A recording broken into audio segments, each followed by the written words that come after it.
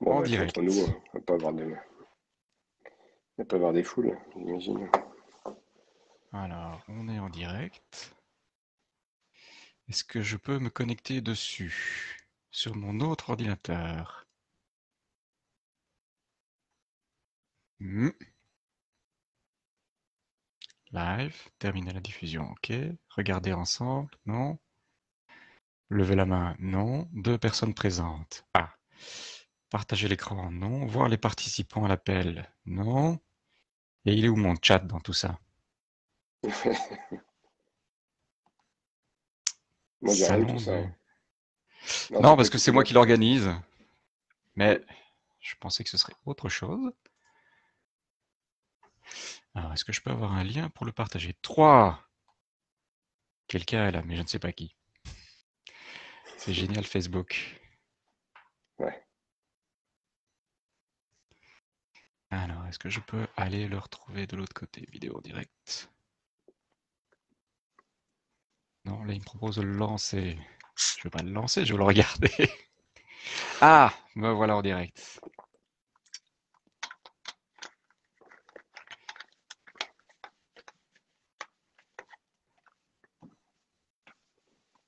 Cinq. Bonjour tout le monde. On va le mettre en plein écran. Voilà. Alors, qui a-t-on? Je vois un like de Benoît. Bonjour Benoît. On va encore attendre un peu. Ah, un commentaire. Rio est là. Voilà, les commentaires commencent à se montrer. Mais je ne sais pas qui est présent, donc c'est assez particulier. On est en direct, tout à fait. Heureusement, sinon ça fonctionnerait pas. C'est pas bon? On va voir si le chef est d'accord avec ce que je suis en train de faire. Supervisé, attention. Ok. Bon, ben on était 5, on n'est plus que 3. Ah, On a déjà perdu quelqu'un. Je suis désolé. J'ai déjà perdu un spectateur. trompé de EP porte. Martins, bienvenue. Bon, je vais de temps en temps tourner la tête par là parce que l'autre écran est là. Comme ça, je peux voir s'il y a des commentaires, s'il y a des gens. On a Pierre qui est là. Écoute, T'as moi, je pu vous laisse arriver, c'est conduire. parfait. Ouais, écoute, on va leur donner quelques minutes, le temps de nous rejoindre. Mm. Alors, Terminer le on dessert. avait 8 personnes qui ont accepté l'invitation et on en avait 8 qui étaient en attente, plus tous les tiens. Donc, je ne les ai pas vus. J'ai pas été vérifié si d'autres personnes se sont rajoutées. D'accord. 8, 9, ça augmente. Mais je peux toujours pas voir qui est dans mon direct. Ça, c'est dommage. Suspense. Alors, masquer, paramètres, non. Bon, bah écoute. Parfait. Tu ne verras pas qui est présent, juste le nom. Voilà, tu vois, le chef me répond en direct, c'est parfait. Comme ça, j'ai Mm. toutes les informations. Bon, bah écoute, je vais te mettre en grand sur mon écran ici. Bonjour à tous. Bienvenue dans cet entretemps. Nous allons aujourd'hui vous parler de la marque SciWatches, Start Your Engine. Et je vais commencer tout de suite par une question, la seule question qu'un membre nous a posée jusqu'à présent. Comment prononce-t-on le nom de la marque? La fameuse question. En fait, bonjour à tous, ou bonsoir plus exactement. Moi, j'ai l'habitude de répondre à cette question qui revient assez souvent. En gros, chacun prononce comme il veut. Moi, personnellement, je la prononce à l'anglaise puisque, en fait, l'inspiration vient de la fameuse expression Start Your Engine. Donc, voilà, SCI. Start Your Engine. Voilà, Maxime, tu as ta réponse. On va pouvoir démarrer là-dessus. Je vous présente Arnaud Pézeron, qui est le créateur, fondateur de SciWatch. Donc, présente-toi. Explique-nous qui tu es. Je vais faire court alors, sinon on n'est pas couché. Donc je suis Arnaud, j'ai 48 ans. J'ai une carrière plutôt orientée dans l'électronique grand public. Et en parallèle de tout ça, j'ai une passion depuis ouais, une bonne vingtaine d'années, qui est l'horlogerie, je pense un petit peu comme nous tous autour de ce groupe. Et puis, cette passion, elle est devenue un peu plus présente au tournant en fait de la bulle Internet, la fameuse. Je me suis dit, tiens, ce serait intéressant. Je trouvais pas forcément ce que je voulais sur Internet à l'époque. J'ai dit, tiens, je vais monter mon blog. En plus, je suis assez curieux de tout ce qui est technologique. Donc, pour moi, c'était l'occasion à la fois de mêler la création de contenu et puis la technique du web. Et du coup, j'ai monté un blog qui s'appelle Montre Design sur mes deux passions, qui sont l'horlogerie et le design. C'était assez simple. Et en fait, j'avais commencé depuis 1998 à peu près, à constituer une collection autour de montres ou de garde-temps, puisque certains ne ressemblent pas à des montres, qui sont originales, voilà, qui ont un design très particulier, soit par la forme des montres, soit dans la façon de donner l'heure.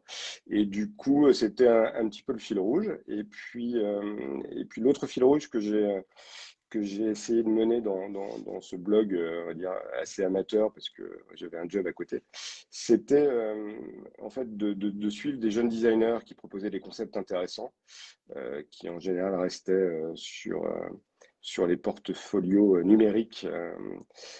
Mais en tout cas, ça m'a permis d'en suivre pas mal, de sympathiser avec beaucoup. Et en fait, on a commencé à discuter parce que je disais, je comprends pas, mon design plaît beaucoup. Il y a vraiment beaucoup de consultations sur le net, c'est repris par des sites comme le tien. Et j'ai été toqué à la porte de certaines marques, mais qui au mieux ne me répondent pas.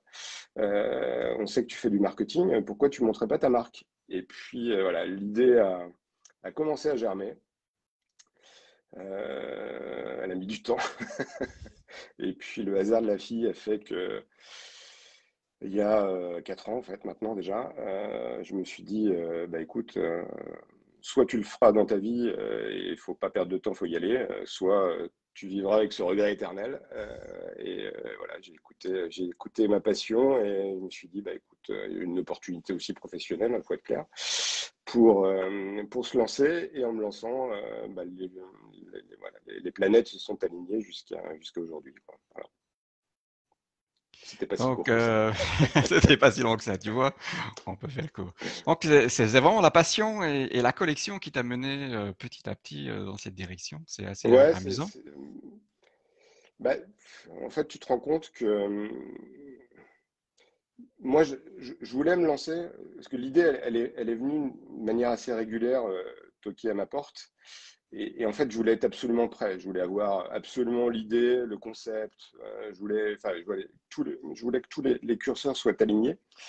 Et en fait, le grand apprentissage on va dire, de l'entrepreneuriat, parce que c'est vraiment ça dont il s'agit, c'est que, en fait, tout se construit en itération permanente, en fait. Juste pour te donner quelques exemples, quand j'ai décidé de me lancer, je voulais pas me lancer d'abord dans une marque. Je voulais transformer mon blog en un concept store horloger en ligne. Mhm. J'avais un concept que je voulais mettre en place. Et puis, je me suis dit, voilà, je vais lancer ça. Déjà, je me sens un peu plus à l'aise.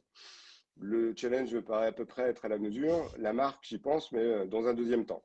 Et puis, 2 mois après avoir commencé à réfléchir à ce concept, à faire le business plan, je rencontre en fait, un duo de designers avec qui j'avais bossé il y avait un peu plus de 15 ans de ça, et je les retrouve dans une rétrospective de design. Je dis, mais qu'est-ce que vous faites là, les gars? Bah, il dit, c'est notre rétrospective, ça fait 20 ans qu'on dessine des montres. Je dis, mais on a travaillé ensemble et jamais vous m'avez dit que vous faisiez ça. Et donc, forcément, on était un peu surpris de se retrouver dans ce contexte. On a pas mal échangé parce que voilà, entre passionnés. Et puis, voilà, on s'est rendu compte qu'on avait à peu près la même vision de l'horlogerie, de la créativité. Et puis, à un moment, eux me disent, bah, écoute, on a des idées, mais bon, on n'a pas de temps et puis on ne sait pas faire. Et puis, moi, j'ai dit, bah, écoutez, c'était mon plan B, mais ça va peut-être devenir mon plan A. Et puis, en fait, tout a démarré de ça. Et j'ai plein d'autres exemples qui font que j'avais des certitudes qui se sont vite ébranlées. Et puis, en fait, voilà, ton concept s'affine, ton projet s'affine en fonction des rencontres, des retours d'expérience. Et c'est ça qui est aussi intéressant. Ok, intéressant. Euh, Plan B qui est devenu la réalité, donc ce Ouais, qui est au déjà pas plan mal, A hein, majeur. Ouais. donc devenu ton plan A majeur. Euh, bon, quels ont, comment t'es venue l'idée de cette montre assez particulière? C'est à Ouais. force d'avoir côtoyé tous ces designers et des concepts qui a découlé sur cette montre spéciale ou c'est venu au fur et à mesure? Non, en fait, ça fait partie des. Alors, pas des certitudes, parce que je dirais que la page était vraiment vierge quand on a commencé à discuter, parce que je te l'ai dit, moi-même, je pensais pas me lancer dans Mhm. ce vaste projet de créer une marque de A à Z. Donc, en fait, les designers m'ont présenté en fait des choses qu'ils avaient dans les cartons, et puis en fait, on s'est vite rendu compte que ça matchait pas. Moi, je m'y retrouvais pas. Voilà, je pense qu'il y a des moments où aussi il faut sentir l'affinité avec le produit, avec le concept. Et c'était pas le cas. Ils l'ont très bien pris, il n'y a pas de souci. Par contre, moi, je les ai un peu challengés. Je dis, voilà, je- en fait, parmi les autres passions, j'aime beaucoup le monde de la moto et de l'automobile. Et je trouvais super intéressant, en fait, cette tendance qui a été initiée par des garages ou des entités comme Blitz en France, comme Deus à l'étranger. Enfin voilà, il y a des petits garages en fait qui étaient capables soit d'inventer des véhicules complets, soit de les redesigner, et en mélangeant en fait toutes les expertises, le côté carrossier, bien sûr motoriste, et puis surtout avec une vraie touche de design. Et je voyais des modèles absolument géniaux sortir, et je me dis mais c'est quand même un marché qui est dominé par des mastodontes, et ils arrivent quand même à arriver avec une vraie créativité. Enfin, et je trouvais qu'il y avait vraiment des bonnes ondes, des bonnes choses qui se passaient.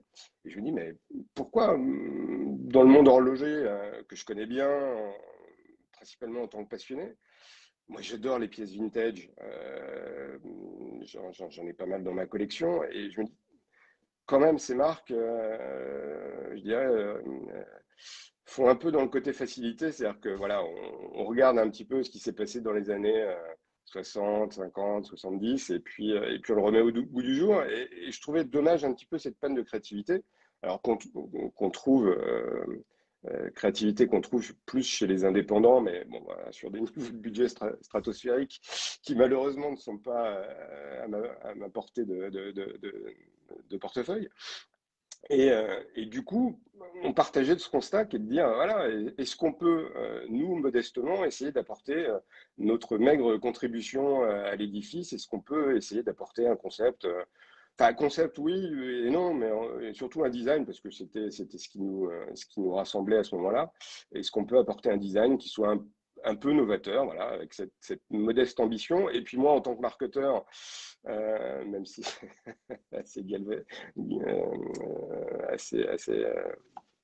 un terme un peu négatif, mais du coup, je me suis dit, euh, dans un marché qui est quand même assez saturé, si un jour tu veux espérer voilà, te différencier, bah, faut arriver avec quelque chose de neuf, quoi. Et en fait, on est parti de ce challenge qui est de dire, voilà, qu'est-ce qu'on peut puiser dans l'univers automoto qu'eux réussissent à faire pour essayer de l'adapter au poignet. Et du coup, en se documentant beaucoup, j'ai vraiment beaucoup bossé à ce moment-là pour essayer de vraiment travailler le concept. Et en fait, il y a un truc récurrent qui vraiment, moi, m'a séduit. En plus, j'adore les matières, parce que voilà, je suis un grand fan d'objets en cuir, le métal. Enfin, je trouve voilà, c'est vraiment des matières qui sont super intéressantes à travailler. Et justement, je trouvais que ces designers et ces garages arrivaient à. Enfin, voilà, j'ai vu des photos de selles de moto qui s'intégraient complètement dans la carrosserie. Enfin, voilà, il y avait des choses autour de l'intégration et je me suis dit, bah, bingo, faut aller là, quoi. Et quand j'en ai parlé donc avec les designers de l'agence, on dit, bah ouais, bon sang, nous, ça fait aussi longtemps qu'on veut travailler là-dessus. Et puis c'était parti. En fait, ça a été très vite. On a eu le dessin en moins de 4 mois. Et puis après, bah, la partie la plus dure allait commencer. Mais en tout cas, voilà, tout a commencé par cette inspiration automoto, Mhm. l'univers mécanique, hein, c'est vraiment l'ADN de la marque, mais en essayant d'apporter voilà, un design qui soit un peu novateur. Et puis après, on était aussi un peu pris par le truc, c'est-à-dire que pour réussir cette intégration, ben, voilà, il fallait inventer pas mal de choses autour, et c'est là où ça a été plus long. Tout à fait. Alors, intégration, cuir, on va pouvoir le voir ici, effectivement. Le cuir est vraiment intégré dans la montre, ça peut pas Ouais, se rater. c'était vraiment le challenge, quoi.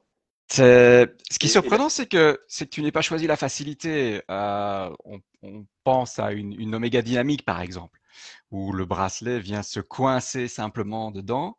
Vous êtes vraiment parti sur l'idée novatrice de ce système fastback, qui est donc un ouais, brevet déposé, si je me souviens bien, c'est ça. qui est propre à toi. Pourquoi s'être compliqué la vie? Bah, en fait, on n'a pas trop eu le choix, c'est-à-dire que on a été pris un peu dans le tourbillon de la création, c'est-à-dire que on avait un dessin avec une intégration ultra poussée, et franchement, on était vraiment séduit par le concept. Je l'ai monté à quelques personnes autour de moi, pas des proches, mais des gens voilà, que je connaissais un peu éduqués autour du monde de l'horlogerie, des beaux objets, et tout de suite, ça a plutôt emballé. Donc je me dis, on tient un truc. Et puis après, on s'est assis autour du dessin et puis on s'est dit, ben, comment on va le faire, les gars? Et donc, on avait deux pistes. La première, c'était de toute façon, qui n'était pas des pistes simples parce que pour réussir une intégration aussi forte, en plus, il y avait déjà des brevets qui existaient. Je me suis un peu coltiné pas mal de recherches dans les archives de l'INPI. Il y avait quelques, voilà, quelques territoires qui étaient protégés. Et en fait, on avait deux options. La première, c'était d'avoir un micromécanisme qui soit intégré dans la carrure avec un système un peu de cliquet qui nous permette voilà, de pouvoir enclencher, j'allais dire, le bracelet dedans. Euh, Piste qu'on a d'abord préférée. Et puis c'est marrant parce que j'ai très mal dormi la veille de lancer l'étude technique. J'ai beaucoup réfléchi. Je me suis dit, je le sens pas le truc. Je sentais ça trop fragile, pas forcément dans l'ADN qu'on voulait faire. Je me suis dit, si ça se trouve, le truc, ça va être un boomerang au SAV. Quitte à faire un projet un peu compliqué, c'est peut-être pas la bonne option. Et puis, du coup, on a revu le truc et on s'est dit, voilà, qu'est-ce qui est vraiment dans l'ADN mécanique? Peut-être un truc un peu plus grossier, mais en tout cas, voilà, il y avait un compromis sur lequel on voulait vraiment pas transiger, c'était le côté sûr. À partir du moment où tu fais un système qui doit tenir la montre au poignet, on a intérêt que ce soit costaud, donc il fallait que ce soit sûr. Il fallait que ça remplisse son rôle justement d'assurer l'intégration, et puis tant que faire se peut, que ce soit aussi du coup tu vois, une expérience. C'est le petit truc en plus que les autres montres n'ont pas. Et donc on a vraiment travaillé autour de ça assez rapidement. Et du coup, l'idée du sandwich s'est imposée. Euh, donc, bah, tu l'as vu puisque tu as la montre, un bracelet avec des inserts qui viennent s'intégrer dans la carrure, une plaque qui vient prendre le tout, et puis une vis pour arrimer l'ensemble du mécanisme.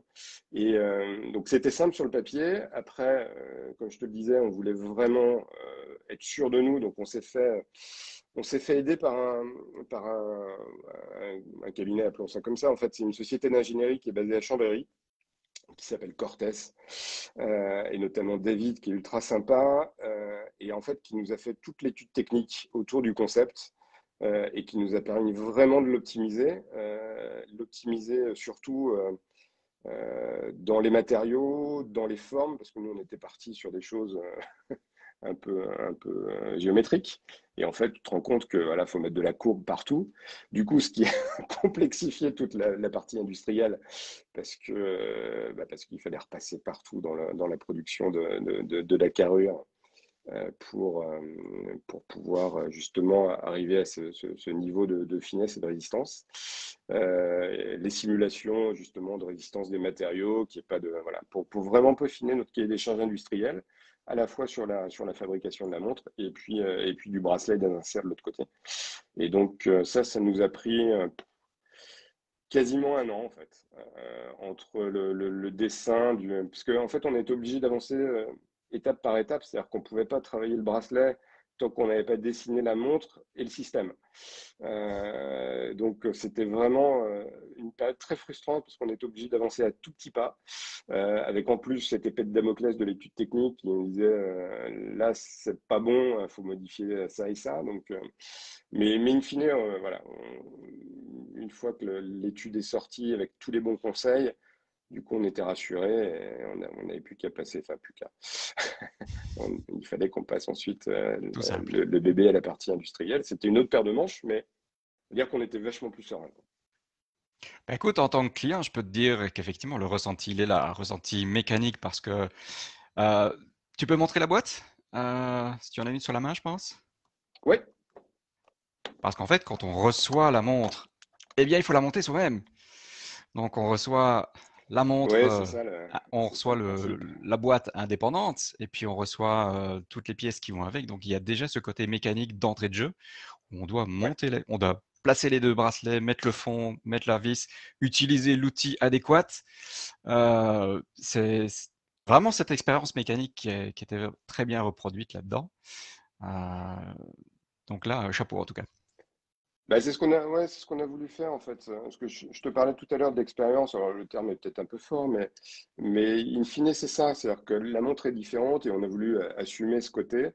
Et puis c'est pas qu'on soit feignant parce qu'on aurait pu tout assembler, mais je trouvais dommage en fait de se passer cette étape-là pour l'utilisateur, en tout cas qui croit dans la marque et le concept. Je trouvais intéressant. En plus c'est plutôt joli.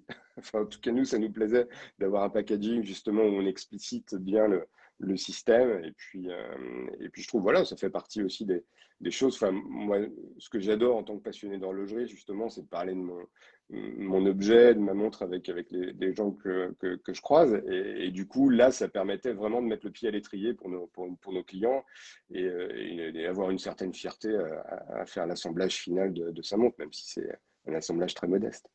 Ah, c'est stressant la première fois? Tu as peur de forcer, sur les montres, Ouais, généralement, tu dois être prudent, ouais, donc, ouais, mais une fois que tu l'as fait, c'est bon, t'es parti, et t'es prêt à changer tes exactement. bracelets Ouais. tout le temps. C'est amusant. Tu Et, nous parles beaucoup ouais, d'univers mécanique. oui. Ton inspiration, tu es motard, si je ne dis pas de bêtises? Euh, Je suis un faux motard, j'ai toujours ah, pas le faux motard. permis, c'est ma grande frustration dans la vie, mais ça m'empêche pas de reluquer sur des belles machines. Ouais. Mais quand on regarde le site web, il y a beaucoup d'inspiration mécanique et de rappel, mais il y a Ouais, aussi également beaucoup de graphiques dessinés, bandes dessinées qui sont ouais. omniprésents. C'est aussi une inspiration pour toi, la bande dessinée? Bon, moi j'ai mentionné Michel Vaillant, bien entendu, mais il y en a encore beaucoup d'autres autour. Bah, c'était assez marrant justement de voir tes premières photos autour de Michel Vaillant. En fait, ça fait partie aussi des choses qui étaient absolument pas écrites. Mais en fait, quand tu réfléchis à une marque, j'ai essayé de prendre plein de points qui constituent une marque et à chaque fois, sur ces points-là, je me suis dit, comment je peux faire différent, tout en étant cohérent, mais comment je peux faire différent pour essayer justement de pas voilà, faire comme toutes les marques sur le marché. Et il y a un truc que je voulais pas, c'était, enfin, il y a tellement où on voit juste une montre posée sur un volant ou sur une carrosserie, et puis voilà, on peut se revendiquer de cet univers-là. C'était pas tout à fait ce que je voulais faire. Et puis, en fait, c'est parti d'une joke. Euh, Ce qui me fait marrer, moi, en tant que directeur marketing, avec un petit œil amusé et connaisseur, c'était de voir ces ambassadeurs de marque, parce que c'est vrai que le monde horloger utilise beaucoup d'ambassadeurs, et d'en voir certains, en fait, en fonction des contrats, passer d'une marque à une autre. Et dans le cahier des charges, j'allais dire, ben, voilà, un jour, ben, si je monte ma marque, je veux pas de ce style d'ambassadeur qu'il va voir ailleurs chez mon concurrent.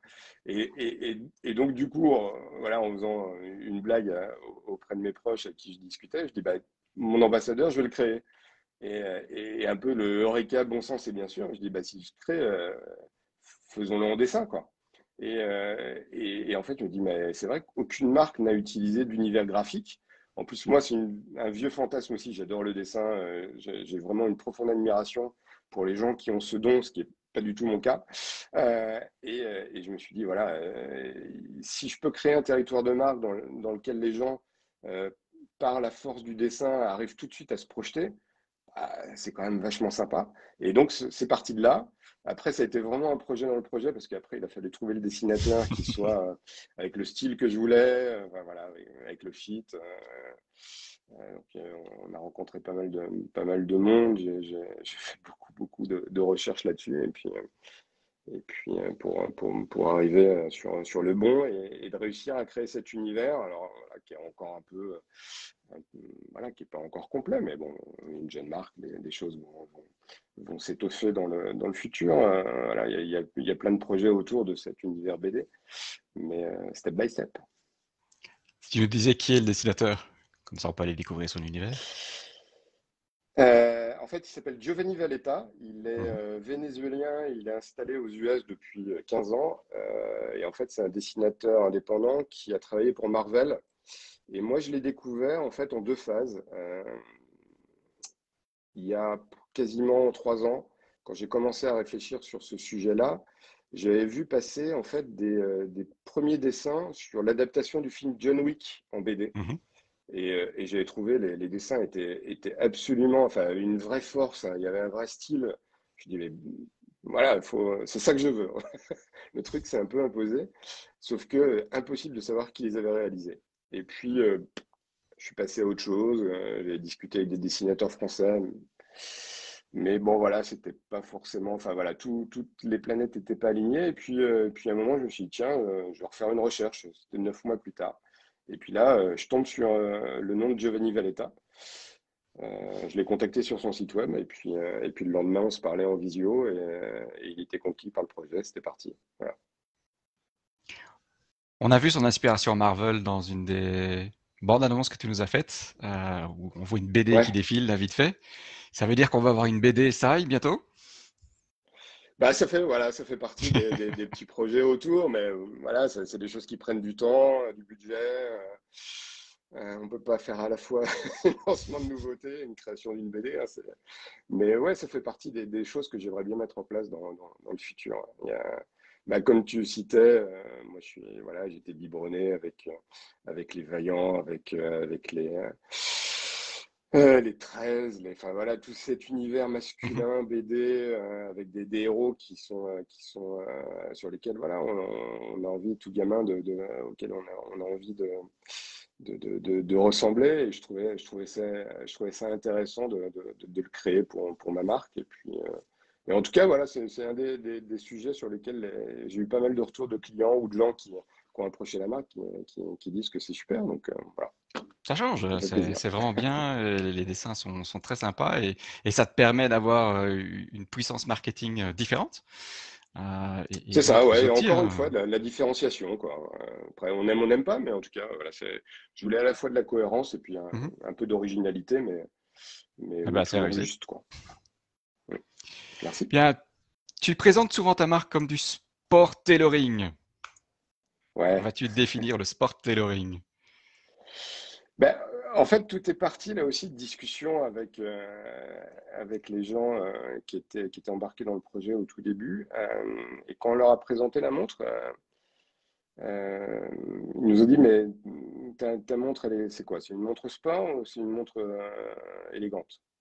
Ben, en fait, c'est ni l'une, c'est ni l'autre, c'est en fait les deux. Et l'idée dans le projet, ça a été toujours de garder en fait ces deux rails, à à la fois d'avoir une montre assez masculine et aussi élégante, sport et chic. Et à chaque fois, dans tout ce qu'on a développé, dans la boîte, le cadran, le bracelet, on a vraiment essayé de garder ces deux notions dans le design. Et du coup, moi j'étais un peu coincé. Je dis, comment est-ce qu'on va l'appeler? Sport chic, tout le monde le dit. Et puis en fait, je suis tombé sur un concept il y a à peu près 2 ans qui commençait peu à apparaître dans la presse, qui était utilisé surtout par les marques de mode luxe, qui est le sport tailoring, en fait, qui est la combinaison en fait d'éléments sportifs ou techniques sportifs, comme des matières, etc., mais avec le savoir-faire, le façonnage de la main, du tailleur. Et je trouvais en tout cas que voilà, ça résonnait bien, notamment sur la partie bracelet. Donc, je me suis dit, bah, tiens, on va l'utiliser pour notre concept. Et puis voilà, c'était aussi un moyen de se différencier, de raconter en fait ce qu'on veut faire. Le côté mécanique, côté mode. On allie les deux mondes. Ouais, voilà. C'est vraiment deux univers qu'on a voulu lier. Mhm. Alors aujourd'hui, on ne l'a pas encore tout à fait déployé sur le bracelet. On en parlera certainement après, mais ça fait aussi partie des pistes qu'on veut creuser. Ok. Bon, il y a 1 an, tu te lances. 2 modèles, un modèle automatique, un modèle Mecha Quartz. C'était Ouais. l'idée de base? Tu voulais 2 montres pour avoir 2 concepts? Alors, je voulais déjà avoir un embryon de gamme. Donc, Mhm. minimum deux modèles. Ça, c'était la seule certitude. Et pour être très transparent avec vous, ce qu'on voulait, c'était un modèle automatique 3 aiguilles et on voulait un chrono méca. Ça, c'était le brief de départ. Donc, on a rencontré des fabricants de mouvements, on a fait quelques choix qui s'imposaient et très vite, en fait, la piste du chrono mécanique avec en fait, le seul tabou que je m'étais donné pour le lancement, en tout cas, c'était de lancer une gamme à moins de 1000 euros. Je ne dis pas qu'on n'ira pas au-delà dans le futur, mais en tout cas, je voulais rester sous ce seuil psychologique pour, voilà, c'est déjà suffisamment compliqué quand on est une jeune marque, voilà. Mhm. Il y a plein de choses à faire. Si en plus, voilà, sans aller investir, parce que je n'avais pas les moyens non plus d'avoir des investissements où j'ai vraiment du mouvement manufacture, modifié, etc. Voilà, ça faisait aussi partie de l'équation. Donc il y a un certain nombre de pistes qui se resserrent. Et en fait, le positionnement prix d'un chronomécanique, voilà, on ne pouvait rien sortir vraiment en tirant très fort à moins de 1500 euros. Donc je dis, voilà, c'est pas la bonne piste en tout cas tout de suite. Mais je voulais toujours avoir deux modèles et je voulais avoir un chrono. Donc forcément, je suis allé voir côté Quartz. Et là, la bonne surprise, à Baselworld, on est tombé en rendez-vous avec Seiko qui nous a présenté le VK. Je ne connaissais pas, moi, à l'époque. Et je l'ai trouvé vraiment bluffant parce que pour un béotien qui ne sait pas que c'est une base Quartz, le mouvement se comporte exactement comme un chronomécanique. Donc, on a le défilement de la trotteuse au cinquième de seconde que je trouve déjà avec cette petite touche vintage qui est vraiment agréable. Et puis le côté magique de la remise à zéro instantanée mécanique, puisqu'il y a un étrier en fait, greffé Tout à sur le fait. mouvement. Et donc, c'est un peu le Canada Dry du chronomécanique, c'est-à-dire que si on ne sait pas que c'est un quartz à la base, voilà, c'est vraiment un mouvement qui était ultra cohérent par rapport à ce qu'on voulait faire. Et puis, petit bonus, ça me permettait aussi d'avoir un prix d'appel pour la gamme, même si on vend plus de montres mécaniques aujourd'hui. Mais ça permettait aussi de raccrocher en fait tout à notre univers mécanique, un peu de bolide, tous ces gens qui aiment bien avoir voilà, une montre un peu plus sport à leur poignet. Donc, pour nous, c'était cohérent. Il n'y avait aucun souci. Donc, voilà, on a démarré comme ça. Donc, tu viens de nous dire ici que tu vends plus d'automatique que de Mecha Quartz? Ouais, ouais, ouais. Je pensais que ce serait plus tranché, mais Mhm. visiblement le chrono plaît beaucoup aussi. C'est à peu près 60-40. À peu près Ok. 60% de montre automatique et 40% de chrono. Alors, ce qui te laisse la Alors porte peut-être que ouverte ça va pour changer avec des, la nouvelle des collection, chronos puisqu'on a mécaniques. remis un peu. Oui, Pardon? ça laisse la porte ouverte pour des chronos mécaniques, donc il y a un Ouais, intérêt ouais, ouais. important. Ouais, c'est pas un sujet qu'on veut abandonner. Après, alors, il y a le prix, c'est certain. Il y a aussi d'autres contraintes sur l'épaisseur, etc. Donc, il y a des Mhm. choses on sait qu'on ne le fera pas avec cette boîte-là. Voilà, on a d'autres pistes, mais c'est pas pour tout de suite. Oui, je suis en train de lire les questions, on y reviendra après. Donc, bon, on a un Mecha Quartz Seiko. De l'autre côté, tu as fait un choix sur le Miyota pour la 3 Ouais. aiguilles. Euh, je sais que j'ai lu régulièrement, oui, pourquoi pas avoir mis un ETA, un STP ou autre Mm. encore plus élevé. Le Miyota était encore dû à la contrainte du prix. Pas que. En fait, il y a eu une triple réflexion sur le mouvement mécanique. La première, si on se remet dans le contexte, on était au moment de faire notre choix en plein psychodrame avec la Comco, le fameux organisme de la concurrence helvétique, et le fait que TA puisse ou pas librement choisir ses clients. Mhm. Ça, c'était un premier point. Le deuxième point, un peu par contre-pied aussi, par rapport à l'industrie, je voulais pas forcément aller sur du Swiss Made. Je trouve qu'il y avait déjà quelques marques qui avaient pris un peu les devants pour essayer d'éduquer sur qu'est-ce que vraiment le Swiss Made, qu'est-ce qu'un mouvement suisse apporte par rapport à d'autres. Donc je me suis dit, je pense pas qu'on soit radicalement obligé d'aller obligatoirement prendre un mouvement suisse. Et puis moi qui avais aussi une carrière en fait où j'ai beaucoup travaillé avec des entreprises japonaises, je connaissais leur sérieux, leur culture, notamment industrielle, du zéro défaut, etc. Avec ma culture, ça a été aussi plus simple de les approcher. Et donc, bah, j'ai découvert Myotev que je ne connaissais pas. Parce qu'on, voilà, en passant de l'autre côté du miroir, bah, il faut aussi compléter sa culture horlogère.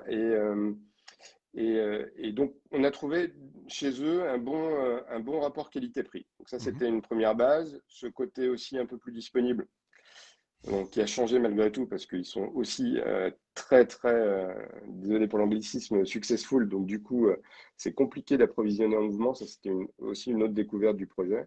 Bref, et du coup, on était parti sur un mouvement de leur gamme Slim, si ma mémoire est bonne, à 93-17, qui était le mouvement qu'on avait retenu. Et puis, on a commencé à dessiner les cadrans. On n'avait pas du tout touché au cadran jusqu'à cette étape-là.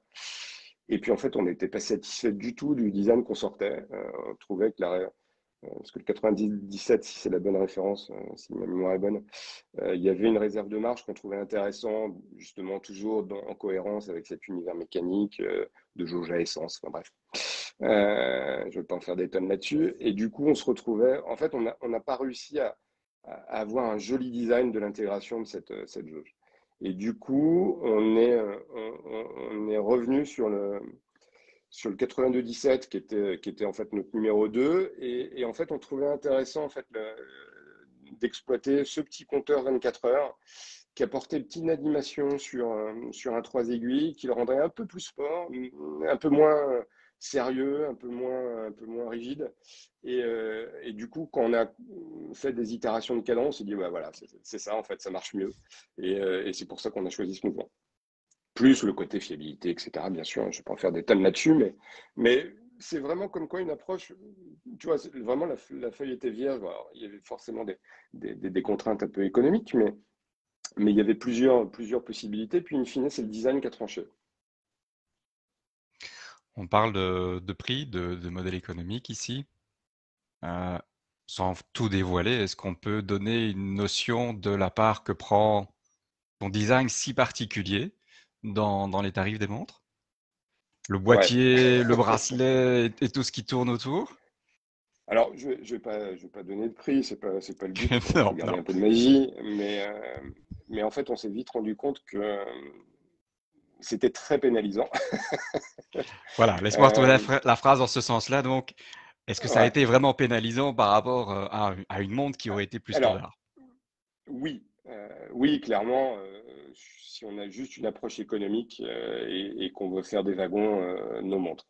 Euh, et non, dans le sens où, en fait, ça m'a permis d'être vraiment le juge de paix qui a fait que la sélection en fait, des partenaires a été juste derrière assez limpide.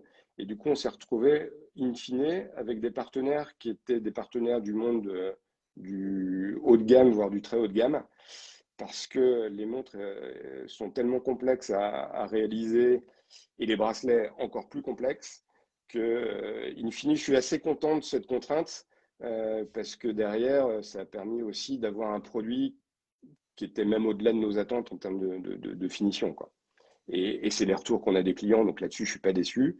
Après, je sais que voilà, on est plus pénalisé économiquement que d'autres, mais c'est aussi voilà le parti pris, le challenge aussi d'arriver avec quelque chose qui sort un petit peu de l'ordinaire et tant pis, voilà, faut en faire une force. Tu mentionnais tes partenaires. Si tu nous disais qui sont tes partenaires, justement. Ouais, ça, j'avais pas non plus de certitude. Et puis, en fait, en étant de l'autre côté du miroir, je me suis fait plein de réflexions. Et il y a des évidences, en fait, qui se sont un peu manifestées, notamment le fait que moi, j'adore ce marché de l'horlogerie, le monde du luxe aussi, c'est de très beaux objets. Et ce que j'aime moins, c'est ce côté ultra secret. On dit surtout pas avec qui on travaille, même si des fois c'est des secrets de polichinelle. Et en fait, je me suis juste rendu compte que grâce à certains partenaires, on racontera certainement ou pas, mais l'histoire du bracelet, parce qu'en fait, le projet a failli s'arrêter là, mais vraiment. Et en fait, grâce à ces partenaires, le projet a pu aller au bout. Donc, je me suis dit, mais pourquoi tu tairais tout ça alors il y a des super entreprises, des gens avec qui voilà, on a un rapport humain qui est juste exceptionnel, qui ont permis à ton projet d'aller jusqu'au bout. Eh ben, sois transparent, parle d'eux, quoi. Et en fait, j'ai pris ce parti-là, de dire bah, pourquoi juste dire fabriqué en France enfin voilà, donc du coup, j'ai pris le parti sur le site de donner de la transparence avec qui je travaille bah, pour les remercier. Voilà, juste ça. Donc, de mémoire, on a l'atelier Jean Rousseau pour le bracelet, c'est bien ça? Ouais, pour le bracelet, ouais. Et Manufacture Jean pour le Rousseau. boîtier, j'ai oublié le nom de la société. Alors, pour le boîtier, on le fait en Asie Mhm. parce que, Et tu as un encore une SAV en fois, contrainte France. économique. Et en fait, ce que je te disais, c'est que la montre est tellement complexe que j'ai essayé plein de pistes, les plus, des fois même certaines un peu uluberlues, où on se trouvait avec des propositions qui respectaient plus du tout le design. Bref, et du coup, je sais que voilà, le fabricant avec qui on travaille et qui préfère qu'on teste son nom, Ok. c'est son choix. C'est pour ça que je le respecte. Et voilà, je sais qu'il fait de très belles montres. Euh, et elles sont assemblées en France avec Reparalux, que je cite aussi. Enfin, voilà. Voilà, l'idée, c'est aussi de. Bah, je pense que euh, c'est aussi une des tendances de fond en fait, du mode de la consommation qui est de savoir ce qu'on consomme, quoi. Donc, ça aussi fait partie du jeu. Puis je trouvais ça un juste retour de remerciements que de dire voilà, avec qui on travaille. Tout à fait. Parlons-en de ce fameux bracelet. Tu peux nous expliquer comment il est conçu? Parce qu'il est vraiment extrêmement particulier. Ouais, ouais, ouais, il l'est. Et en fait, naïvement, je pensais que le projet serait fini une fois le système inventé, la boîte faite et produite. Et puis en fait, c'était, par retour d'expérience, c'était en fait le plus simple. Euh, on a la chance en France d'avoir beaucoup de fabricants de bracelets. Et ça, c'est une vraie richesse. Il y a des gens ultra compétents euh, qu'on a approchés dans un premier temps. Et puis, j'avais fait une shortlist. J'ai pas été voir tout le monde. On va dire un échantillon à peu près représentatif des différentes compétences françaises. Parce que j'ai quand même essayé en fil rouge d'essayer de faire un maximum de choses en local. Bon, après, c'est pas toujours possible. Faut être assez pragmatique en la matière. Mais en tout cas, sur les bracelets, je dis, bon, là, enfin, on va pouvoir jouer français.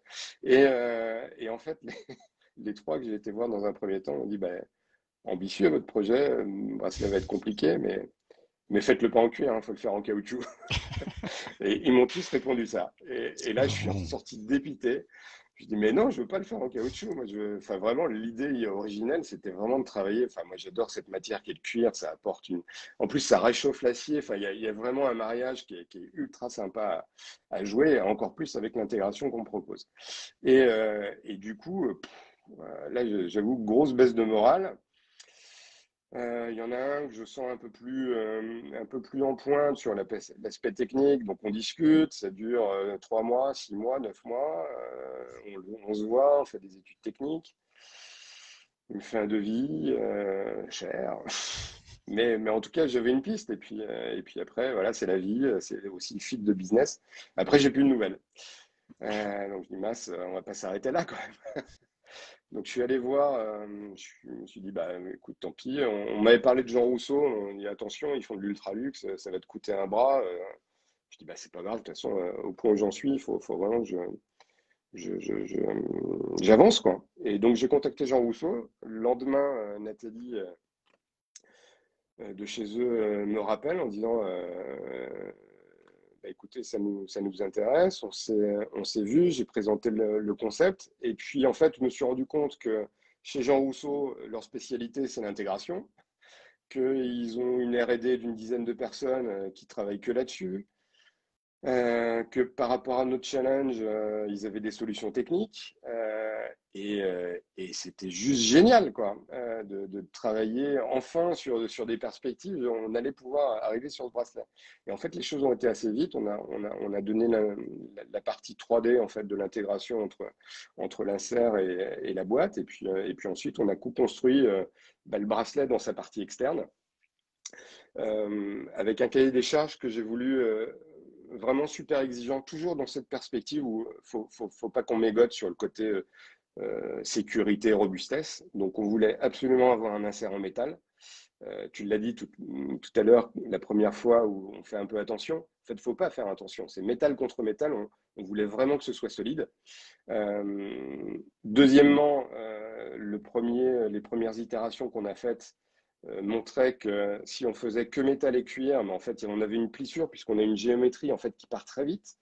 Parce que ça, c'est un des autres aspects du cahier des charges que j'ai pas trop raconté jusqu'ici, mais que j'ai déroulé avec certains clients qui étaient un peu sensibles. Euh, En fait, souvent, le bracelet, c'est la cinquième roue du carrosse pour, quand on développe une montre. En général, voilà, on prend des trucs sur l'étagère où on sait que le fabricant de bracelet va gérer. Et en fait, on a voulu vraiment que le bracelet soit ultra confort, et notamment pour les petits poignets. Parce qu'on s'est dit qu'avec notre système intégré, on avait aussi une opportunité de marché pour des gens qui sont embêtés avec des cornes, qui ne trouvent pas forcément les bons rapports de dimension, de taille. Donc on s'est dit, on va vraiment se focaliser aussi sur ces gens-là. Et donc du coup, on a voulu avoir une géométrie qui part très vite pour justement pouvoir épouser le bracelet, enfin le poignet le plus vite possible. Le problème, c'est si tu fais ça avec juste une partie métal, une partie cuir, tu as des plissures qui arrivent tout de suite, quoi. Tu le portes une fois et le bracelet, il est marqué à vie. Et là où l'expertise de Jean Rousseau était super intéressante, c'est qu'ils nous ont proposé en fait d'avoir une pièce de transition imprimée en 3D qui fasse la jonction justement entre la partie métal et la partie cuir, qui nous permette justement d'avoir un bracelet qui tienne dans le temps, aucune plissure et surtout d'avoir une géométrie ultra robuste dans le temps. À titre d'info, je suis le plus frustré des clients SAI parce que ça fait quasiment 2 ans et demi que je porte le premier prototype tous les jours. C'est pas un sacerdoce, hein, je l'adore. Euh, mais il a juste pas bougé, il a juste pris de la patine. Le bracelet n'a pas bougé. Et ça, c'était vraiment dans le cahier des charges. Et grâce à Jean Rousseau, on a un bracelet voilà, qui tient vraiment la charge. Il n'y a rien à dire. Il est ultra robuste, toujours aussi beau et il ne s'abîme pas.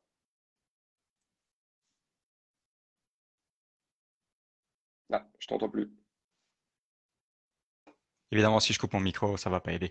Non, je confirme qu'effectivement, pour les petits poignets, ça fonctionne extrêmement bien. C'était une de mes craintes au début. Ouais, Quand on a un petit poignet, on est toujours inquiet. 40 millimètres, bon, bah, on va voir. Et on n'a pas une impression de 40 millimètres, effectivement, parce qu'il n'y a pas de non. corne. Donc, ça tombe tout de suite. On est sur le cuir et ça Ça, part. Et malgré mon petit poignet, il me reste encore 2 trous. Donc, je ouais. pourrais encore avoir un plus petit poignet. Et j'ai largement la place pour un gros poignet. Donc, de ce côté-là, c'est vraiment parfait. Bah écoute, j'ai fait les mesures et le cahier des charges en fait des tailles de bracelet il y a maintenant ouais, un peu plus de 2 ans, ouais, 2 ans et demi. Et j'avais pris mon fils qui avait 14 ans à l'époque comme, comme étalon. Donc je sais qu'on part de manière sûre à 15 centimètres de tour de poignet. Et j'ai un client récemment justement qui était ultra pointu là-dessus.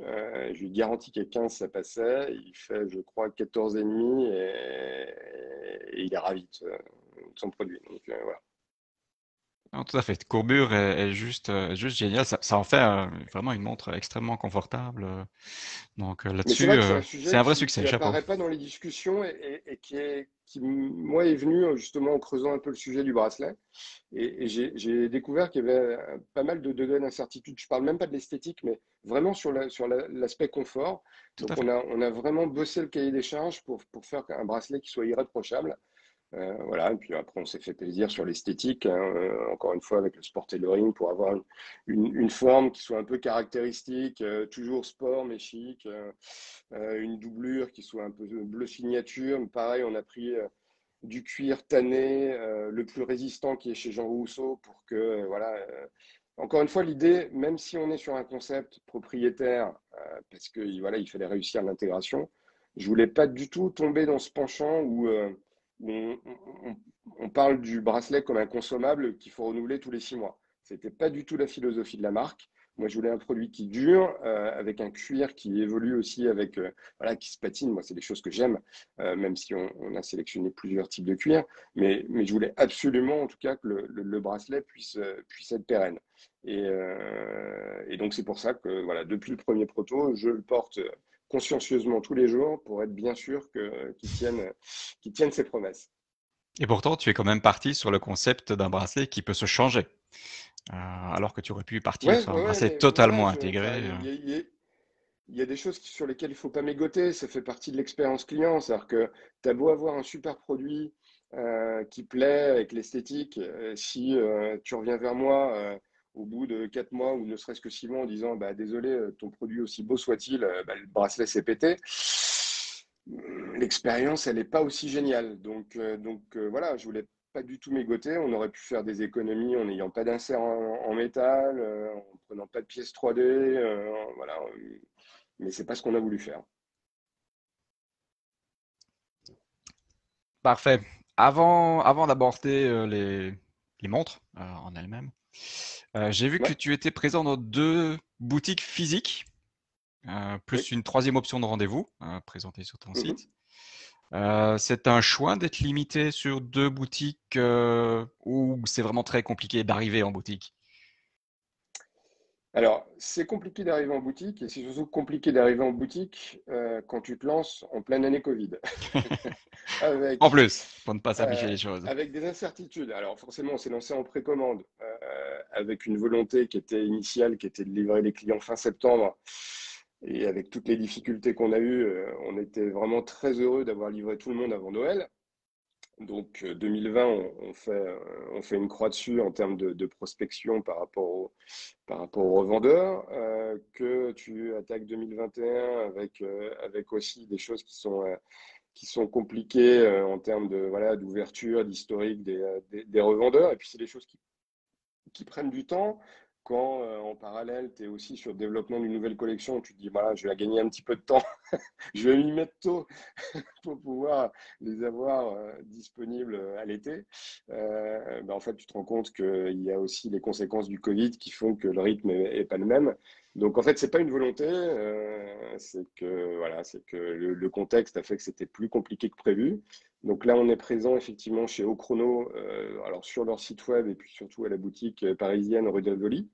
On est présent chez un de nos premiers clients, je suis très fier de ça, Philippe, qui a lui, en quasiment en même temps que nous, a ouvert le Loft Auto à Rennes, qui est un super endroit avec des voitures de rêve, et puis qui voulait aussi faire toute une partie automobilia avec un peu d'accessoires pour le gentleman driver. Donc on a la chance d'être la marque de monde qui le présente. Et puis voilà, après on a d'autres pistes, d'autres contacts, mais voilà, c'est des choses qui prennent du temps. Et puis après, c'est vrai que j'ai pas, voilà, pas une armée avec moi pour aller faire de la prospection commerciale. Mais, euh, mais ça va venir, ouais. Ça va venir. D'accord. Bon, passons un peu aux montres. Tout le monde a déjà vu plus ou moins les montres existantes. Donc parlons des nouveautés. Et surtout, moi, ce que je considère comme la nouveauté chez toi, c'est le Ouais. bracelet acier. Ah, Le fameux bracelet acier que tout le monde, je pense, beaucoup de gens ont réclamé dès le départ, quand tu étais sur le début du projet. hmm. Euh, Ça, c'est devenu obligatoire de sortir un bracelet acier pour toi à un moment donné? Alors, je le savais en démarrant le projet, parce que je me suis renseigné dans mes connaissances. Il y a des gens qui travaillaient dans ce métier. Puis moi-même, j'avais travaillé chez Casio, donc je connaissais un petit peu la réalité du marché. Et je sais que l'Europe et la France sont un peu atypiques par rapport au bracelet cuir. Nous, on aime bien cette matière qui représente une part non négligeable des ventes.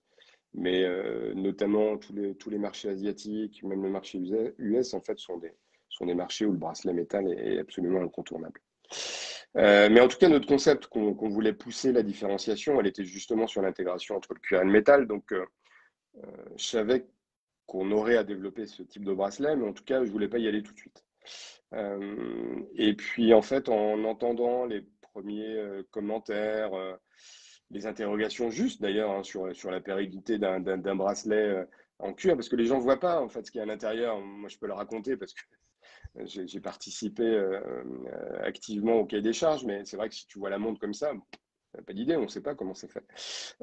Et donc avec des craintes légitimes sur la durabilité, en plus sur un bracelet propriétaire, enfin bref. Et donc du coup, je me suis dit qu'il fallait aussi peut-être retravailler la roadmap pour rassurer dans ce sens. Donc en fait, le bracelet métal qu'on s'était mis sur des jalons un petit peu plus lointains, ben, on l'a bougé en haut de curseur et on a commencé à y travailler il y a 2 ans. Avec une première approche naïve, je le dis avec voilà, beaucoup d'honnêteté à posteriori, on s'est dit bah, on va faire ce qu'on a fait en cuir, on va le faire en métal. Et puis on a commencé à faire des premiers protos et on s'est dit mais c'est juste horrible. Le truc était tout pâteau, enfin voilà, ça faisait pas du tout le job.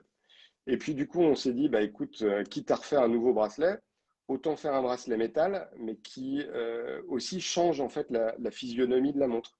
Donc, vraiment travailler sur un accessoire qui permette vraiment de voilà, donner un nouveau look. Et du coup, des fois, c'est un peu galvaudé de dire changer de bracelet, changer de montre. Bon, oui, dans une certaine mesure, mais bon, le cadran est toujours là, la physionomie de la montre ne change pas. Alors, on a voulu qu'avec justement l'intégration métal-métal, on ait un design et une physionomie de montre qui soit vraiment différent. Donc, on a retravaillé là-dessus. On a, voilà, un peu comme un sculpteur, on a vraiment essayé plein de pistes.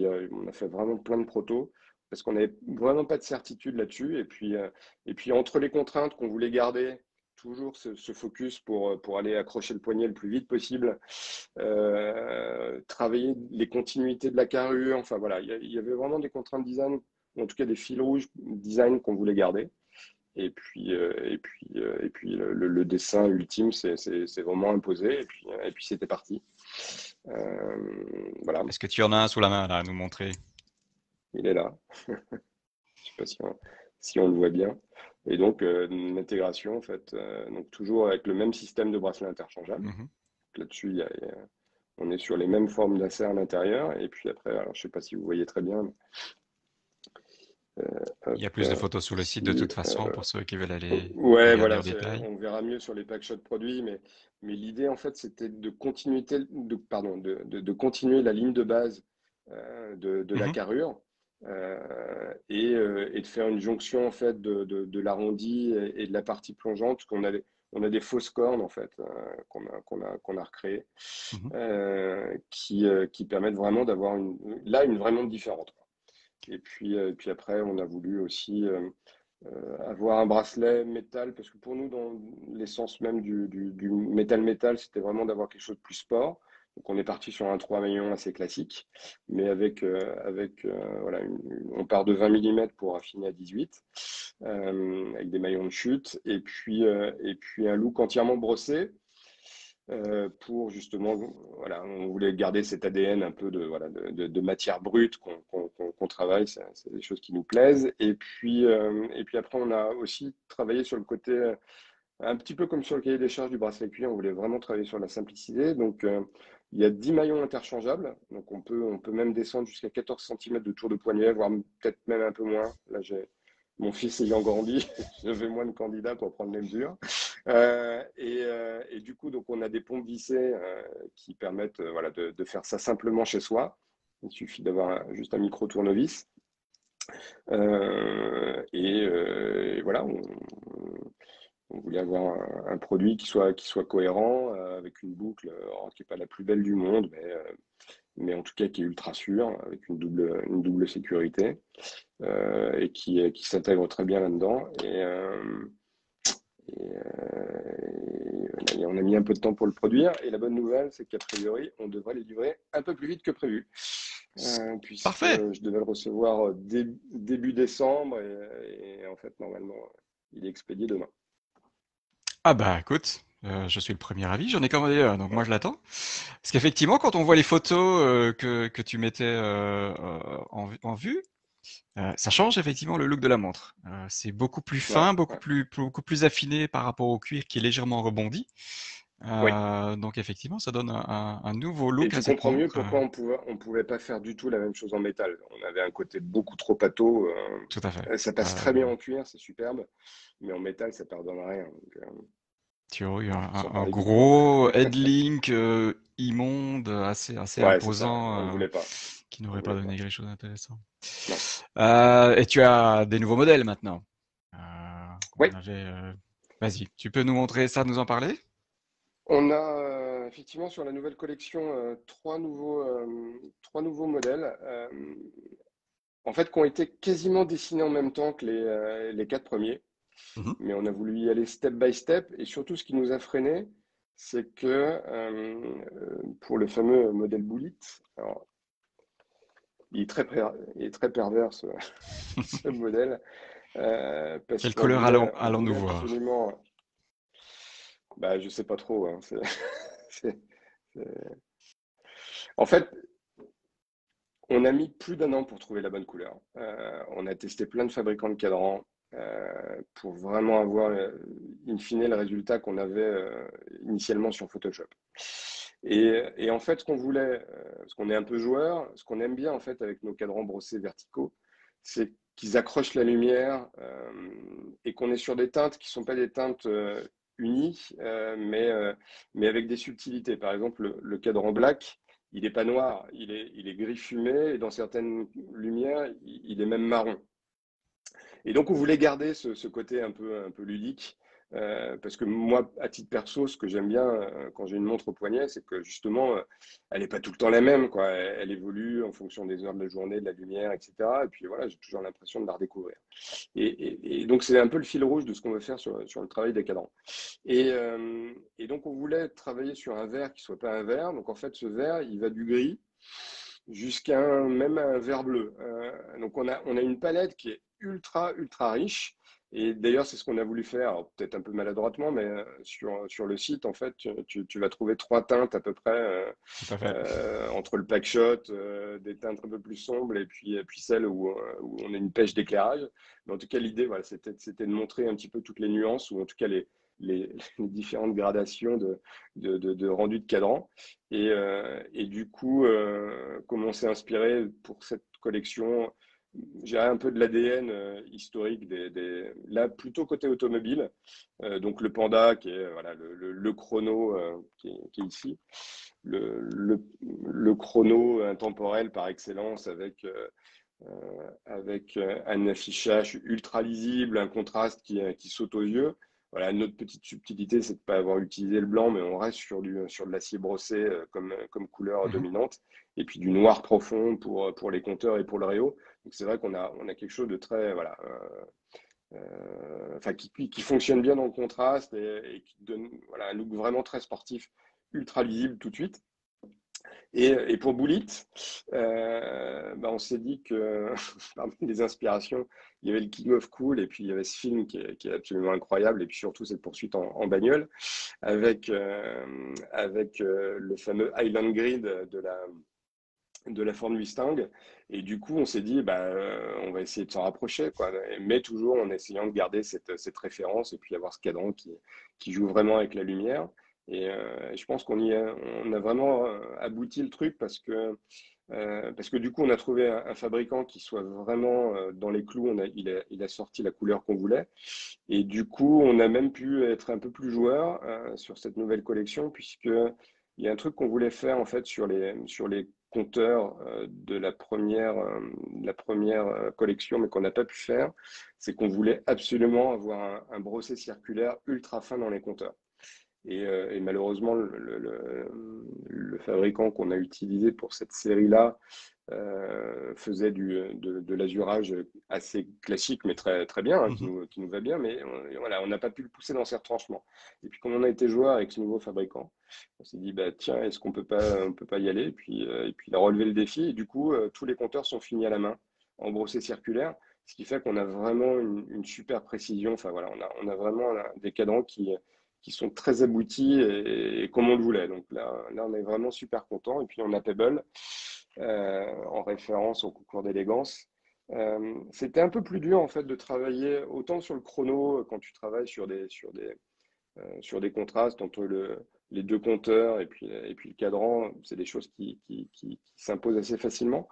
Quand tu travailles sur un 3 aiguilles avec un compteur qui fait un peu comme un cyclope ou un monocle, là, il a fallu qu'on travaille un petit peu plus sur les subtilités, puis on s'est dit, tiens, pourquoi pas faire un petit peu le mix entre la série Silver et la série Black. Donc on a travaillé, on est parti sur un gris chaud, pareil, qui joue beaucoup avec la lumière, qui va même sur des teintes un peu rouge, un peu violette dans certaines lumières, mais assez sympa. On est sur un gris un peu titane au niveau du compteur et au niveau du réo. Et on a un super compromis, une montre à la fois élégante, mais qui fait aussi sport. Et en fait, Pebble, plus je la porte, plus je me dis que le pari a réussi parce que c'était pas évident sur un 3 aiguilles. Voilà. Je fais un peu d'autosatisfaction, mais j'aime bien la nouvelle collection. Ouais. J'aime bien la nouvelle collection. J'invite d'ailleurs les gens à aller voir sur le site. Ils vont effectivement voir cette différence de couleur, particulièrement sur la boulite. Je me souviens quand tu m'as Ouais. présenté les photos avant le lancement, je me dis, mais il y a trois montres, c'est pas possible. Les cadrans sont pas les Ouais, mêmes. ouais. Donc, c'est vraiment Il assez y en a même impressionnant de plus. voir. Là, il a fallu faire des Tout choix à fait. d'éclairage, etc. Mais il y a une richesse de nuances qui est assez dingue. Ouais. On a déjà ça sur la motion, sur la grise et sur la noire. Mais effectivement, Ouais. ici, on a vraiment l'impression que tu as beaucoup plus de nuances de couleurs qui sont Là, on va, ouais, disponibles sur la boulette. elles sont beaucoup plus colorées et en même temps très subtiles. Donc, et c'est ce qui, voilà, c'est ce qui nous fait plaisir. C'est un peu notre délire, quoi. Peut-être qu'on passe un peu trop de temps sur les cadrans, mais in fine, c'est ce que tu regardes le plus sur ta montre. Et je trouve que c'est aussi là que se fait le pari, quoi, j'aime pas. Voilà, c'est un sujet qu'on a bien bossé, même si, comme je t'ai expliqué, hein, il arrive chez nous en fin de chaîne dans tout le développement du Mhm. produit. Mais maintenant, voilà, qu'on a abouti notre boîte et le système de bracelet, justement, on a pu se lâcher sur les cadrans et aller vraiment sur des choses plus complexes, quoi. Nouvelle Même collection si je relie pas et du tout excuse-moi, l'ancienne collection qui est toujours au catalogue, hein, qui est toujours au catalogue. Le chrono noir revient, si je dis pas de bêtises, parce qu'il était en rupture le de chrono stock. noir revient, ouais, il sera dispo semaine prochaine. D'accord. Dans la nouvelle collection, tu as fait la Pebble et la Bullet en série limitée, Oui. contrairement aux autres. Pourquoi ce choix? D'accord. Excuse-moi de la question. Non, non, non. Non, non, non, ouais, pourquoi? Parce que, en fait, pour être très honnête, on s'était dit peut-être que c'est juste notre délire à nous et que c'est des produits qui vont pas être, voilà, qui vont pas forcément trouver leur public. Donc, on s'est dit au moment de prendre les commandes, on dit, bah écoute, à ce moment-là, on fait une série limitée, puis on voit, quoi. Et in fine, c'est les produits qui sont en tout cas le plus consultés et pour l'instant les plus vendus. Donc, bah écoute, je suis très satisfait, c'est pas grave, on fera d'autres itérations, mais c'est bien. Ah, parce que chaque fois que je partage les photos de toutes les nouveautés, effectivement, la Bullet ressort, clairement. Ouais, Donc ouais. apparemment, elle plaît beaucoup. Mais là, on n'était vraiment pas sûr de nous, quoi. Enfin, Mhm. nous, elle nous plaisait beaucoup, mais on s'est dit peut-être que voilà, c'est peut-être pas le goût des gens, tu vois. Ils attendent peut-être des choses un peu plus classiques. Et puis en fait, en tout cas, dans tous les feedbacks, voilà, c'est clairement les deux modèles qui ressortent. C'est les produits aujourd'hui les plus consultés et les plus vendus de la nouvelle collection. Ouais. Bah, tu sais, j'aime bien faire des photos hein, de mes montres et donc quand j'ai vu la Bullet, je me dis, il y a des choses à Ah, faire il y a un là-dedans. truc à faire là. Même beaucoup de photos à faire pour arriver à Ouais. capturer tout ça. Good. Bon, ça fait déjà plus d'une heure qu'on discute. Ouais, Euh, ouais. le futur. Est-ce que tu Ah, as des grandes révélations, des plans? Bon, on a déjà parlé de la BD, qui fait partie des idées ouais, du futur, par qui sont exemple. extra, extra horlogères, La mais en fait, disque. il y a plusieurs pistes. Ouais, bon, je vais rien dévoiler parce que j'aime bien annoncer les choses qui sont sûres, mais en tout cas, il y a plusieurs pistes que moi qui me font kiffer, entre guillemets, et sur lesquelles j'ai envie aussi d'emmener la marque. Donc, on a parlé justement de cet univers un peu BD. Voilà, pour la petite blague, j'ai envie voilà, d'avancer dans ce sujet-là, mais voilà, plus en loisir, Mhm. entre guillemets. Et puis après, si les gens accrochent, eh ben, écoute, tant mieux. Mais en tout cas, ça me fait plaisir de creuser le sujet. Parce que du coup, dans mes délires, je me suis pris un peu comme auteur. Donc, je me suis dit, tiens, il y a peut-être des choses intéressantes à faire. Bref. Mais bon, je suis absolument pas sûr d'avancer là-dessus, en tout cas suffisamment rapidement. Donc, on va pas se... Après, on a d'autres pistes de modèles, sans même parler du chrono, mais voilà. Bah, justement, en discutant, en échangeant, il y a des choses sur lesquelles on avait réfléchi qui sont en train de se concrétiser assez fort. Donc, on a aussi un peu revu la roadmap pour essayer de sortir des choses. Euh, et puis, il y a, moi, l'écosystème, on va dire, autour de l'horlogerie, autour des belles choses masculines que j'aimerais bien travailler. Donc, voilà, il y a quelques petits sujets d'accessoires sur lesquels j'ai envie d'avancer. Mais bon, voilà, Rome s'est pas fait en un jour et on y travaille. Voilà. À l'heure actuelle, en termes d'accessoires, tu as une grande gamme déjà de bracelets qui vient Ouais. s'étendre avec des nouveaux Alors bracelets là, en je parle même plus. pas des bracelets. Effectivement, c'est aussi un sujet parce que, en fait, le challenge que je me suis mis en développant, voilà, du coup, si on va sur un système interchangeable, bah, faut tenir le job. Et donc, l'idée, c'est d'arriver avec des collections capsules où on soit un peu plus créatif. On Mhm. apporte des nouveautés un peu stylistiques.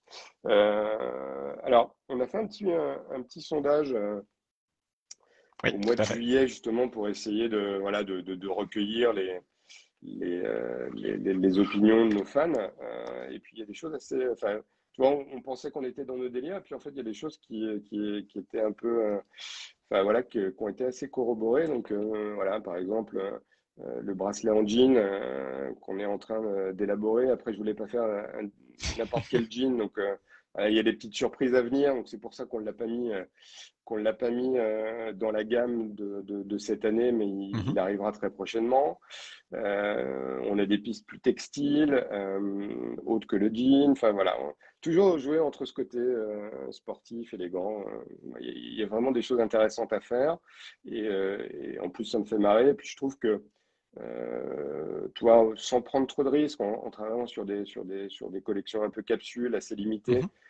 à la fois ça permet je, je, je me souviens d'un échange, je crois que c'est Alexis, qui est un de nos tout premiers clients, avec qui j'avais échangé, parce qu'au début, voilà, je poussais les gens à parler de la marque, et qui m'a dit, mais non, je vais surtout pas en parler, j'ai pas envie que mon voisin de bureau ait la même que moi. Et j'aime beaucoup ce côté exclusif. Et du coup, ça a fait tilt. Alors, d'une part, j'étais à la fois du mince, j'aimerais bien qu'il en parle quand même, mais à la fois aussi très content parce que du coup, ce qu'on voulait faire de manière un peu pointue avec un joli produit prenait corps. Et du coup, je me suis dit, bah, justement, ce côté bracelet, édition limitée, un peu plus créative, j'adhère pas, mais en tout cas, c'est aussi un autre argument qui fait que la montre sera jamais la même que son voisin. Donc, voilà, ça fait aussi partie des autres pistes qu'on travaille activement. Oui, donc ici tu as Pardon, sorti j'étais. le Shadow qui est tout noir, sur piqûre noire, Ouais, et tu as sorti le Racing pour un look un peu plus sportif. ouais. Ça, c'est deux sujets aussi super complexes qui n'en ont pas l'air. Parce que bah, une fois que tu as un cadran ultra subtil qui va du vert au gris, qu'est-ce que tu mets comme bracelet? Et là, je peux te dire, on en a vu des cuirs, on en a vu des matières, on en a vu des couleurs. Et à chaque fois, ça allait pas.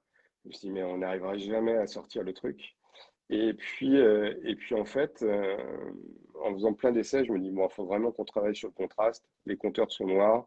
Il faut justement que le bracelet s'efface en fait par rapport au cadran qui est vraiment très Mhm. présent. Et donc, du coup, je dis, on va partir sur du noir. Et puis, j'ai eu la chance, en fait, de refaire un tour dans les cuirs qui sont tannés chez Jean Rousseau. Et ils ont un cuir qui est juste dingue, qui est ultra mat, et en même temps qui est très souple, par rapport notamment au Sky Blue que tu as, très souple avec un peu de velouté et vraiment un très léger grain. Et on a fait le premier proto sur piqûre, ton sur ton, le côté ultra furtif qui marche du feu de Dieu. Donc je me suis dit, c'est bon, on y va. Et après, sur le racing, qui était un bracelet qu'on voulait faire depuis longtemps. Et en fait, on s'est rendu compte que faire des perforations laser sur un bracelet qui n'est pas plat, qui est très compliqué à construire, et ben, ça prend beaucoup de temps puisque les premiers protos remontent à plus de 9 mois et que j'ai enfin validé, Le racing. j'ai enfin validé le bracelet. Et donc là, on va démarrer les productions. Good. Mais c'était long. C'est pour ça Question. qu'il arrivera un poil plus tard. Ouais. Ok. Question subsidiaire. Dans ton fameux sondage des bracelets, tu avais mis un bund. Il Oui, y a des gens qui ont apprécié le bund parce que j'ai vraiment l'impression que ça donnerait une énorme montre. bah, je t'avoue que la photo qui est de mon ressort n'était pas géniale. Euh, parce que, enfin, il y avait plein de raisons à ça. Bref. Non, il était en queue de peloton. Moi, j'en ai quelques Bund. J'aime bien. Après, pour être Sur très certaines montres, honnête, oui. ouais, je trouve pas qu'il aille véritablement avec le style de la Motion bracelet cuir. Donc, pour l'instant, je l'ai un peu remisé dans la catégorie des protos que je ressortirai pas tout de suite. Tu sortirais une collection Brad Pitt à un moment donné. Ouais, on avait même fait des trucs un peu délirants autour du Bones. Bon, je préfère pas regarder, pas en parler, c'était pas concluant. Good. Bon, il commence déjà à se faire tard. Je vais commencer à regarder les questions qui traînent ici. Alors, voyons voir ce que l'on a. Pam pam. Bonjour, bonjour, bonsoir. La Omega Dynamic a aussi une intégration du bracelet qui fait le tour du boîtier. Est-ce que ça a été une Ouais. inspiration? Et ben non.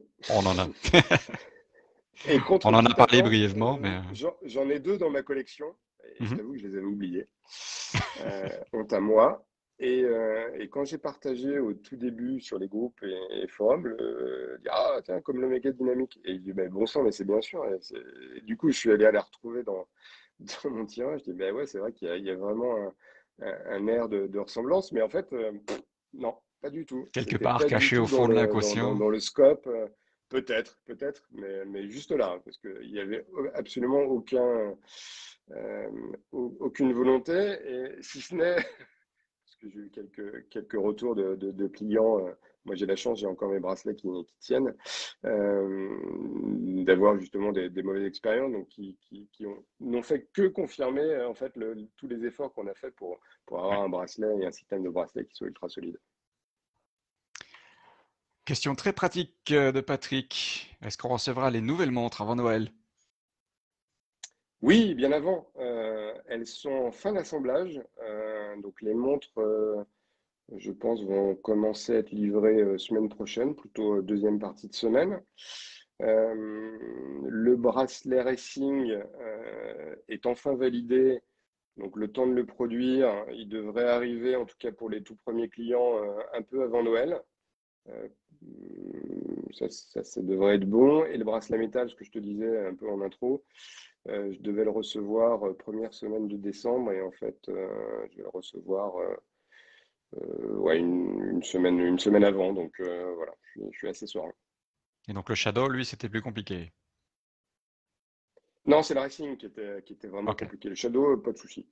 La vraie difficulté, c'était de trouver le bon c'était le cuir. racing. Donc Et une voilà fois qu'on l'a Patrick, trouvé, il arrivera à temps, voilà, puisqu'il a aucun effectivement souci, pris il pris sera le sous le racing sapin. avec. Bon, je ne sais pas si elle aura le temps d'attendre sur le sapin, hein, c'est trop loin. Rio nous demande sur les VK de Seiko, je ne comprends pas le sous-compteur à 24 heures. Il n'est pas cohérent. Une trotteuse, même à la seconde, aurait été sympa. Et on est d'accord, mais vous n'avez pas le choix. Le mouvement est ainsi fait, mais je suis complètement d'accord. Je pense que Seiko a voulu un peu ménager la chèvre et le chou, c'est avoir un compteur qui soit dédié à la chronométrie avec la seconde centrale, et puis un autre qui soit lié à une autre, on va dire, animation horlogère, 24 heures. Bon, oui, c'est une certaine utilité quand, quand, quand on est amené à régler sa montre et on ne sait pas effectivement si on est avant ou après-midi. Voilà, c'est le parti qu'ils ont pris. Donc moi, il y a ça que je lui reproche à ce moment. Enfin, le mouvement, je l'adore, hein, moi. Il y a pas d'équivoque là-dessus. Il y a deux petits bémols. Il y a celui-là. Effectivement, je préférerais avoir une animation autre qui soit dédiée à la chronométrie sur le deuxième compteur. Et j'aimerais bien que la trotteuse, enfin voilà, que le cadran s'anime et que la trotteuse ne soit pas exclusivement réservée au chrono. Mais bon, après, il faut concevoir un mouvement, il y a des contraintes, donc ce que j'entends parfaitement, mais je rejoins Rio là-dessus. Ouais. Ok, Hervé Manet, pourquoi pas un bracelet cuir damier? Damier bon Ah, parce que comme le drapeau à damier. Non, mais il y a plein de choses créatives qu'on veut faire, donc pourquoi pas? Pourquoi pas? voilà Hervé, il suffit de soumettre l'idée à Arnaud et il va y réfléchir. Ouais, ouais, mais au contraire, moi j'adorerais que les clients me disent je veux ça, hein. Parce que ça permet aussi de stimuler, de voir si on est, voilà, si ça fait partie des pistes qu'on a déjà établies. Au contraire, faut absolument pas hésiter. C'est avec grand plaisir qu'on accepte tous les feedbacks, les critiques, à partir du moment où elles sont constructives, hein, bien sûr. Mais non, au contraire, enfin, moi j'ai aussi fait ce projet parce que je trouve que la montre est un formidable sujet d'échange et il n'y a rien de meilleur pour moi que d'échanger avec mes clients, d'avoir le ressenti, de voir ne serait-ce que voir mes montres à leur poignet, enfin, d'avoir une autre perspective là-dessus, je trouve ça ultra valorisant. Donc non, non, Hervé, faut pas hésiter à nous solliciter avec des idées, au contraire. Voilà, sauf de ma part, c'était la dernière question. On a encore des gens présents avec nous, oui. On est encore 5. Ah, la bullite, hein, 3 points d'exclamation. Le Racing est une évidence pour ta marque. Donc voilà, ouais. Ouais, ouais. Directement confirmé On est d'accord, mais par on voulait Dominique. le faire, ce bracelet racing, on voulait le faire depuis longtemps. Après, voilà, comme on n'a pas voulu le faire comme tout le monde